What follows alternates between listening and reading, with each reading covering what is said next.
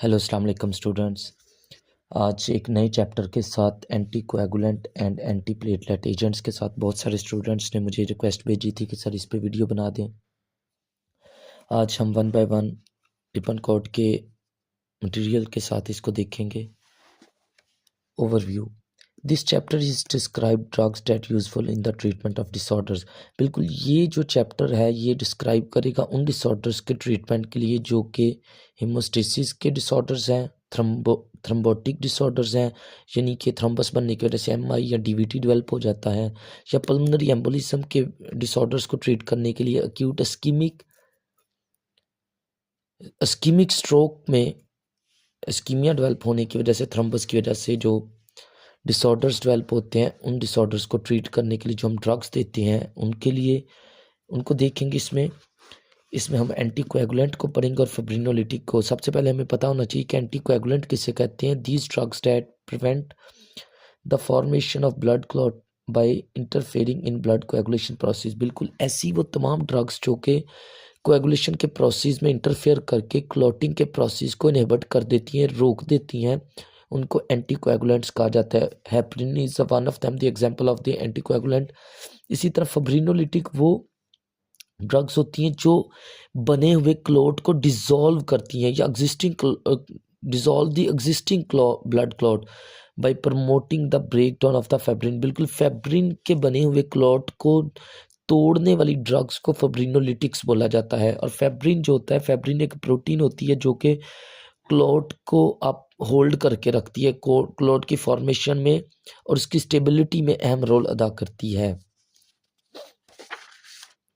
इसके बाद हम देखेंगे थ्रम्बस वर्सेस एम्बुलस के। थ्रम्बस और एम्बुलस में फ़र्क क्या होता है। थ्रम्बस जो होता है अ क्लॉट या a clot that attach adhere to the vessel wall is called thrombus। Thrombus वो क्लॉट होता है, वो प्लेटलेट की एग्रीगेटेड क्लॉट होता है जो कि वेसल की वॉल के साथ अटैच होता है, लेकिन जब वही अटैच क्लॉट जो है वो ब्लड सर्कुलेशन के साथ मूव करना शुरू कर दे तो उसको एम्बुलस बोला जाता है। अब ये दोनों डेंजरस होते हैं क्योंकि चाहे थ्रम्बस हो या एम्बुलस, अगर ये दोनों ही ब्लॉकेज को कॉज कर देंगे तो एक जो टिश्यू परफ्यूजन है वो डिफेक्ट होगी, टिश्यू परफ्यूजन डिक्रीज हो जाएगी, जिसकी वजह से इस्कीमिक अटैक्स होने की चांसेस बढ़ जाते हैं। इसी तरह थ्रम्बस की दो टाइप्स होती हैं, एक आर्टीरियल थ्रम्बस होता है और दूसरा वीनस थ्रम्बस होता है। जो आर्टीरियल थ्रम्बस होता है, a thrombus present in a medium size arterial vessel. बिल्कुल जो आर्टीरियल थ्रम्बस होता है वो आर्टीरियल वेसल्स में डेवलप होता है और ये अथेरोस्क्लेरोसिस के प्रोसेस की वजह से डेवलप होते हैं और ये जो होते हैं ये हाई रिच इन प्लेटलेट्स होते हैं। इसमें जो आर्टीरियल थ्रम्बस होता है वो प्लेटलेट्स की हाई रिच होता है, सबसे ज़्यादा उसमें प्लेटलेट्स होते हैं। लेकिन जो वीनस थ्रम्बस होता है ये फेब्रिन रिच होता है और ये वेन्स के अंदर डेवलप होता है और वेन्स के अंदर ब्लड की स्टेसिस की वजह से जो थ्रम्बस बनते हैं वो वीनस थ्रम्बोसिस कहलाते हैं। इसके बाद स्टूडेंट्स हम देखेंगे platelet response to vascular injury. बिल्कुल वस्कुलर इंजरी से प्लेटलेट का क्या रिस्पॉन्स आता है उसको देखेंगे। Physical trauma to the vascular system such as puncture, cut और vessel intact the initiate the complex system. बिल्कुल जब कोई फिजिकल ट्रॉमा होता है वेसल्स के अंदर या कोई वेसल पंक्चर होती है, रप्चर होती है या इंजरी होती है तो एक कम्प्लेक्स सीरीज जो है वो इनिशिएट होती है जिसके अंदर प्लेटलेट की इंट्रैक्शन होती है एंडोथेलियल सेल की इंट्रैक्शन के साथ और कोएगुलेशन कैस्केड जो है वो इनिशिएट हो जाता है। ये तीन चीज़ें जो होती हैं वो इनिशिएट होती हैं कॉम्प्लेक्स सिस्टम के साथ, जिसमें प्लेटलेट की इंट्रैक्शन होती है एंडोथेलियल सेल्स के साथ और कोएगुलेशन कैस्केड स्टार्ट हो जाता है। The interaction lead to hemostasis and prevent of loss of the blood loss from the damaged vessels। बिल्कुल इनकी जो प्लेटलेट की एंडोथेलियल सेल्स की और कोएगुलेशन कैस्केड की इंट्रैक्शन जो होती है उसकी ये बेसिकली प्रिवेंट करती है उस इंजर वेसल से ब्लड लॉस को। यानी कि जो इंजरी वेसल इंजर्ड हुई थी उसकी वजह से प्लेटलेट एंडोथेलियल और कोएगुलेशन प्रोसेस जो है वो स्टार्ट हो जाता है, जिसकी वजह से प्रिवेंट किया जा सकता है लॉस ऑफ ब्लड को और डैमेज वेसल को रिपेयर से ब्लड लॉस जो होता है वो प्रिवेंट होता है। The next step to formation of platelet fibrin plug at this site of puncture physical trauma. बिल्कुल, और इससे अगला स्टेप ये होता है कि जब इनकी इंटरेक्शन स्टार्ट हो जाती है प्लेटलेट एंडोथेलियल सेल की और कोएगुलेशन कैस्केड स्टार्ट हो जाता है, तो ये बेसिकली होती है इसलिए है कि फॉर्मेट कर सके प्लेटलेट फेब्रिन प्लग, ताकि उस पंक्चर साइट को रोका जा सके और मज़ीद ब्लीडिंग से उसको प्रिवेंट किया जा सके। उसके बाद हम कुछ स्टेप्स को देखेंगे जो हीमोस्टेटिक प्लग फॉर्मेशन के स्टेप्स हैं, जिसमें रेस्टिंग प्लेटलेट्स है और इसी के आगे केमिकल मीडिएटर है और भी मज़ीद हम स्टेप इनको डिस्कस करेंगे।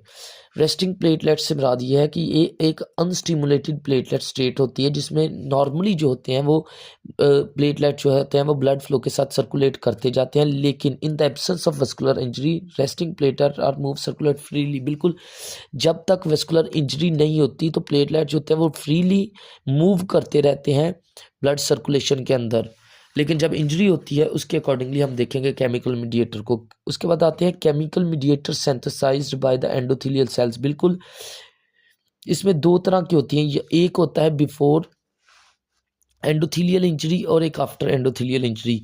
तो प्रोस्टासाइक्लिन जो नॉर्मली होता है ये सिंथेसाइज होता है इंटैक्ट एंडोथेलियल सेल से। एंडोथेलियल सेल से नॉर्मली क्या है, प्रोस्टासाइक्लिन सिंथेसाइज्ड होता है, जिसकी वजह से जो कि रोल अदा करता है प्लेटलेट एग्रीगेशन इनहिबिटेशन में। स्टूडेंट याद रखिएगा, प्रोस्टासाइक्लिन जो है ये प्रोस्टाग्लैंडिन I2 है, इसको प्रोस्टासाइक्लिन भी कहते हैं, और प्रोस्टासाइक्लिन बाइंड करता है प्लेटलेट मेम्ब्रेन के साथ और मेम्ब्रेन पर रिसेप्टर होते हैं और सिंथेसाइज करता है साइक्लिक एडिनोसिन मोनोफॉस्फेट को, ACAMP भी इसको बोलते हैं, AMP। इंक्रीज लेवल या एलिवेट लेवल ऑफ CAMP जो है ये एसोसिएटेड विद होता है डिक्रीज इंट्रासेलुलर कैल्शियम को। बिल्कुल, बेसिकली क्या होता है कि जो प्लेटलेट मेम्ब्रेन के ऊपर प्रोस्टाग्लैंडियन होते हैं ये CMP की रिलीज को बढ़ा देते हैं, सिंथेसिस को बढ़ा देते हैं, जिसकी वजह से इंट्रासेलुलर कैल्शियम का लेवल डिक्रीज हो जाता है, और decrease intracellular calcium level prevent करता है प्लेटलेट की एक्टिवेशन से, जिसकी वजह से प्लेटलेट एग्रीगेशन जो होती है वो स्टॉप हो जाती है। तो ये वो मैकेनिज्म है जब सेलुलर एंडोथेलियल इंजरी नहीं होती, ये उससे पहले का पाथवे है। लेकिन जब एंडोथेलियल इंजरी या डैमेज एंडोथेलियल सेल्स हो जाते हैं तो फिर lead to decrease prostacyclin synthesis, तो जिसकी वजह से क्या होता है कि प्रोस्टासाइक्लिन की सिंथेसिस कम हो जाती है, जिसकी वजह से जो CMP है वो भी कम बनता है और उसकी वजह से इंट्रासेलुलर जो कैल्शियम है वो भी इंक्रीज हो जाता है, और जब CMP डिक्रीज होता है तो इसकी वजह से प्लेटलेट एग्रीगेशन जो होती है वो ज़्यादा होती है और प्लग फॉर्मेशन डेवलप होती है। इसी तरह role of थ्रम्बिन, थ्रम्बोक्सन and collagen.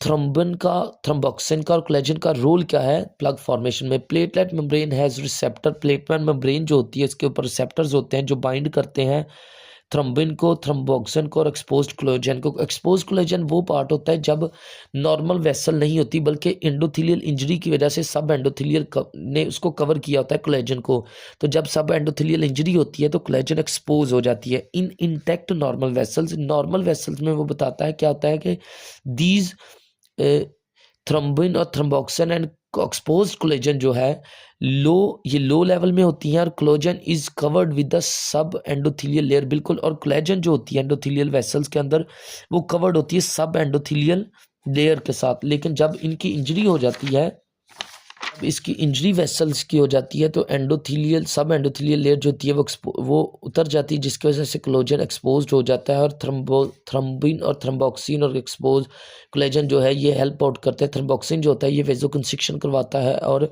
Plug platelet की एग्रीगेशन को फास्ट अप करता है। जी स्टूडेंट्स, उसके बाद आती है प्लेटलेट एडहेजन्स।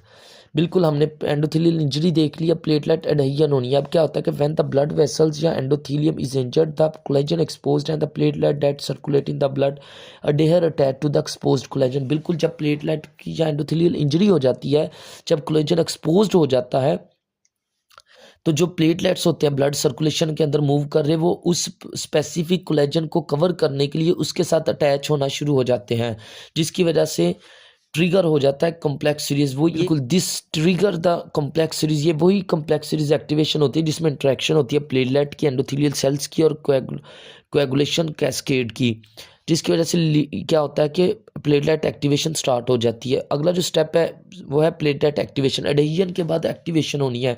एक्टिवेशन यह है कि प्लेटलेट्स जो होते हैं वो दूसरे केमिकल मीडिएटर को रिलीज करते हैं, जिससे दूसरे जो प्लेटलेट एग्रीगेशन के प्रोसेस को इंक्रीज करने वाले एलिमेंट्स होते हैं, केमिकल मीडिएटर होते हैं, वो भी रिलीज होते हैं, जैसे thromboxane A2, serotonin, platelet activation factors और एडिनोसिन डाइफॉस्फेट। ये सारे केमिकल मीडिएटर रिलीज होते हैं and on the response of platelet activation, जिसकी वजह से उस स्पेसिफिक एरिया में प्लग फॉर्मेशन होना शुरू हो जाती है। अब यह आता है platelet aggregation. Fibrinogen bind to the glycoprotein 2B and 3A। बिल्कुल जो फिब्रिनोजिन बनती है वो बाइंड करती है ग्लाइकोप्रोटीन्स के साथ, वो 2B और 3A रिसेप्टर के साथ, और टेम्परेरी तौर पर प्लग फॉर्मेशन कॉज करती हैं। अब ये टेम्परेरी तौर पर जो प्लग फॉर्मेशन होती है इसकी स्टेबलाइजेशन होना भी बहुत ज़रूरी होती है ताकि प्रिवेंट किया जा सके मज़ीद एंडोथेलियल इंजरी से और ब्लीडिंग से। तो थ्रम्बन जो होता है वो फर्दर स्टेबलाइज होने के लिए प्लग करता है और कन्वर्ट हो जाता है फिब्रिनोजिन के अंदर, और वो फिब्रिनोजिन जो है कन्वर्ट हो जाता है फैब्रिन के अंदर, जो कि लीड करता है क्लॉट फॉर्मेशन को। तो इस तरह ये जो स्टेप थे, एंडोथेलियल इंजरी से प्लेटलेट एडेहिजन होती है, उसके बाद प्लेटलेट एक्टिवेशन होती है, एक्टिवेशन के बाद वो प्लेटलेट आपस में एग्रीगेट करते हैं जिसकी वजह से फेब्रिनोजिन बनता है, और फेब्रिनोजिन कन्वर्ट हो जाता है फैब्रिन में, और जिसकी वजह से क्लॉट फॉर्मेशन होके उस स्पेसिफिक एरिया जहाँ पे एंडोथेलियल इंजरी होती है क्लॉट फॉर्मेशन होती है। अगला जो स्टेप है वो है क्लॉट फॉर्मेशन का। अब एंडोथेलियल प्लेटलेट एग्रीगेशन होगी तो क्लॉट फॉर्मेशन होना भी ज़रूरी है। जो फैब्रिन बना था उसकी स्ट्रेंथन जो है मैश स्ट्रेंथन प्लेटलेट प्लग को मज़ीद स्टेबलाइज करती है और मज़ीद प्लेटलेट्स को उस पर एग्रीगेट करती है, जिससे क्लॉट फॉर्मेशन स्टेबलाइजेशन हो जाती है। और इसके बाद जब क्लॉट फॉर्मेशन हो जाती है तो उसी स्टार्ट जब एंडोथेलियल इंजरी होती है, जब फैब्रिन बन रहा होता है, तो उसी वक्त फैब्रिनोलिटिक का पाथवे भी साथ में इनिशिएट हो जाता है।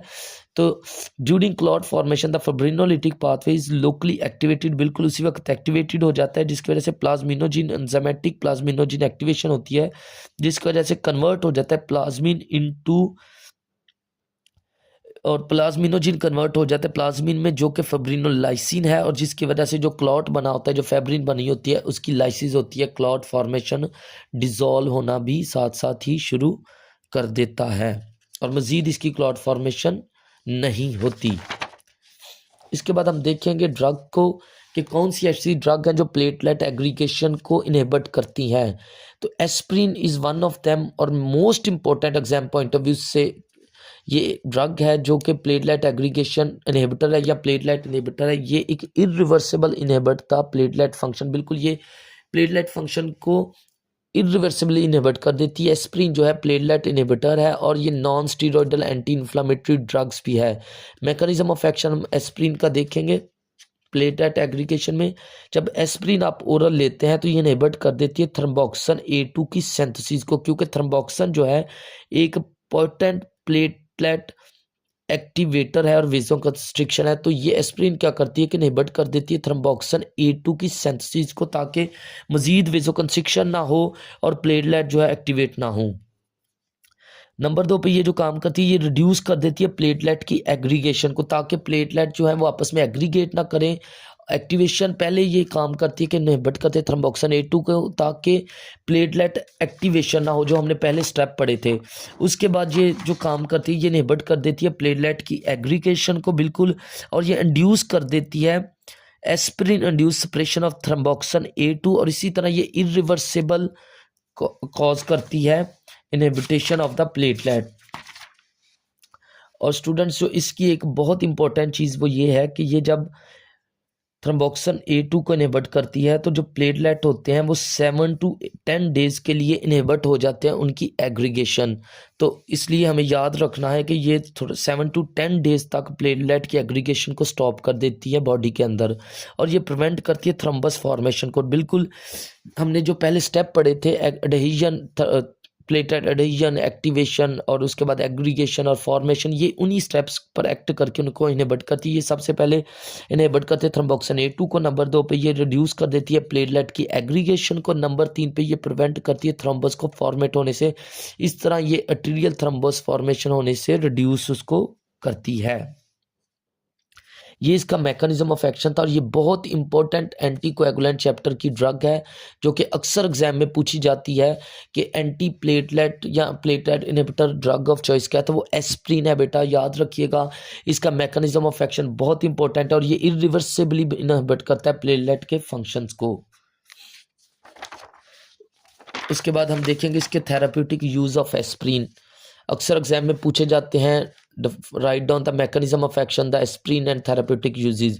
Aspirin is used to prophylactical treatment of transient cerebral ischemic. बिल्कुल ये प्रोफिलैक्टिकली भी यूज होती है सेरिब्रल इस्कीमिक अटैक्स के लिए और रिड्यूस कर देती है रिकरेंट इंसिडेंस ऑफ MI का, और MI मायोकार्डियल इन्फेक्शन को बोला जाता है। इसी तरह प्रिवेंट करती है MI से, और इसकी जो रिकमेंडेड डोजेज होती है वो 50 to 325 mg पर डे हो सकती है।